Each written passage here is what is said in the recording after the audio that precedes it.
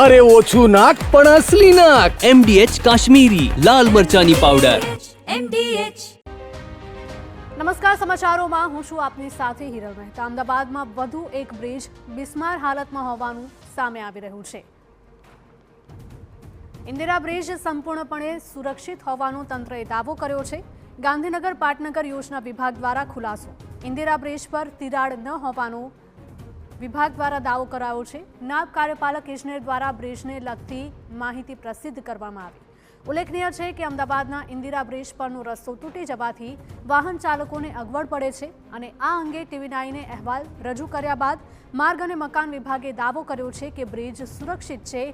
ઇન્ફાનાઇટ કન્સલ્ટન્ટે bridge સુરક્ષિત હોવાનો દાવો કર્યો છે, પરંતુ સવાલ એ થાય છે કે બ્રિજમાં તિરાડ નથી એ વિભાગને દેખાયું, પરંતુ બ્રિજ પરનો ડામર ઉખડીને રસ્તો તૂટી ગયો છે એ કેમ ન દેખાયું? બિસ્માર બ્રિજ કહેવા પાછળનો અર્થ લોકોને ડરાવવાનો નહીં, પરંતુ મુદ્દો તંત્રના ધ્યાનને લાવવાનો છે.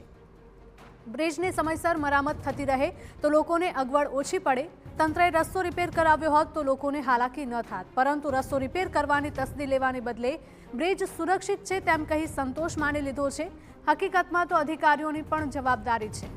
સંવાદદાતા સચિન જોડાયા છે વધુ માહિતી સાથે. સચિન, જણાવશો કે બ્રિજ બિસ્માર હાલતમાં છે છતાં પણ તંત્રના ધ્યાને નથી આવ્યું, તે એક મોટો સવાલ છે. હિરલ, સૌથી પહેલા તો બ્રિજ ખરેખર સુરક્ષિત છે. એમાં બ્રિજની જે સ્ટ્રક્ચર છે એમાં કોઈ પ્રકારની ખામી નથી, પરંતુ જે વાત મીડિયાને કે મીડિયાના અહેવાલને લઈને તંત્ર દ્વારા કહેવામાં આવી રહી છે એમાં ધ્યાન દોરવાની એક જ બાબત છે કે જે કન્સલ્ટન્ટ દ્વારા જે એનો સ્ટ્રક્ચરલ રિપોર્ટને લઈને સર્વે થયો છે, ત્યારે સર્વે સાથે સાથે જ્યારે પણ અધિકારીઓ અહીંયા વિઝિટ કરતા હશે કે એમના જે બી કન્સલ્ટન્ટ અહીંયા આવીને વિઝિટ કરતા હશે તો એમને શું આ તૂટેલો રસ્તો નહીં દેખાયો? આપણે જોઈએ છે કે રોજે રોજ બ્રિજ ઉપરથી હજારો વાહનો પસાર થતા હોય છે અને આ એક મેઇન જે કહીએ આપણે કે એક માધ્યમ છે જે ગાંધીનગર અને અમદાવાદને જોડે છે.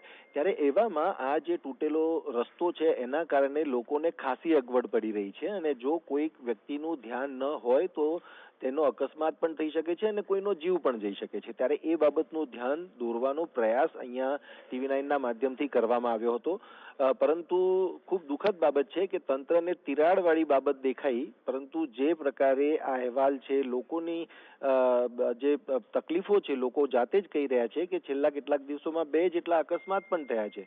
આટલા જ્યારે વાહનો પસાર થતા હોય ત્યારે ધીરે ધીરે વાહનો પસાર થવાથી એ જે ગેપ છે, ગેપ કેટલી મોટી થઈ રહી છે અને એ ગેપ મોટી થાય તો એ તે તાત્કાલિક રિપેર કરવાની જરૂર છે. અહીંયા બ્રિજના સ્ટ્રક્ચરની વાત નથી, બ્રિજની જે યોગ્ય મરામત સમયસર થવી જોઈએ એ બાબતની વાત છે ને. સવાલ એ જ માટે છે કે કેમ તંત્ર અહીંયા યોગ્ય સુપરવિઝન કરી શકતું નથી.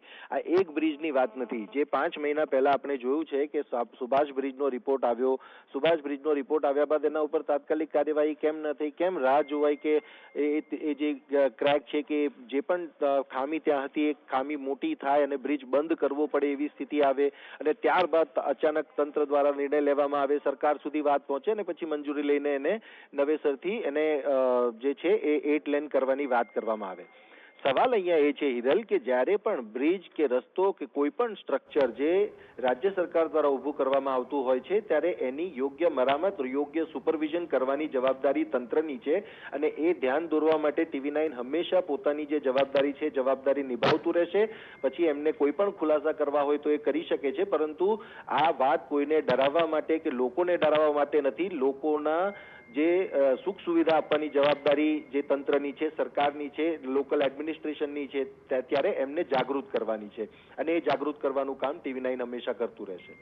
બિલકુલ સચિન, માહિતી બદલ આપનો આભાર. તો આ દ્રશ્યો અમદાવાદના ઇન્દિરા બ્રિજ પરના છે કે જ્યાં રસ્તો તૂટી ગયો છે અને તેના કારણે જ લોકોને હાલાકી ભોગવવાનો પણ વારો આવી રહ્યો છે. ત્યારે તંત્ર ક્યારે મરામત કામ કરે છે તે જોવું રહ્યું.